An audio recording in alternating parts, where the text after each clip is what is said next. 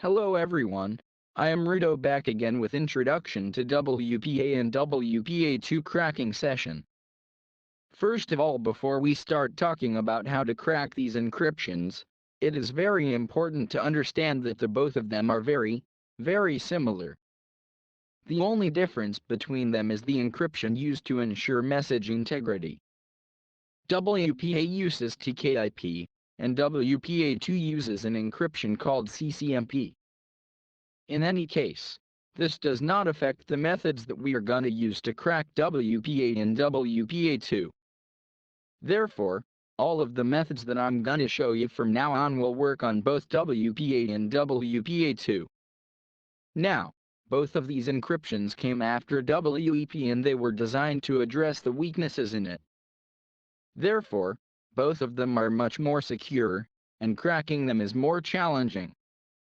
So before we start talking about how to crack them, I want to cover a feature that if enabled and misconfigured, can be exploited to recover the key without having to crack the actual encryption. The feature is called WPS. It allows devices to connect to the network easily, without having to enter the key to the network. So it was designed to simplify the process of connecting printers and such devices. You can actually see a WPS button on most wireless-enabled printers. If this button is pressed and then you press the WPS button on the router, you'll notice that the printer will connect to the router, without key. This way, the authentication is done using an 8-digit PIN.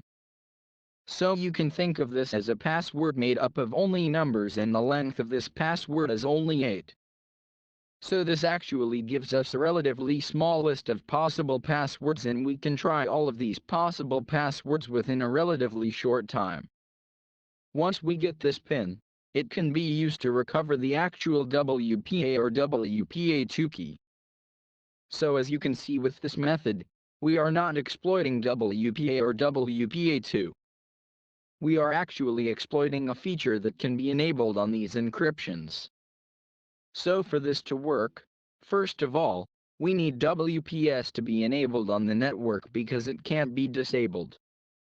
Also, it needs to be misconfigured. So it needs to be configured to use the normal PIN authentication and not a push-button authentication.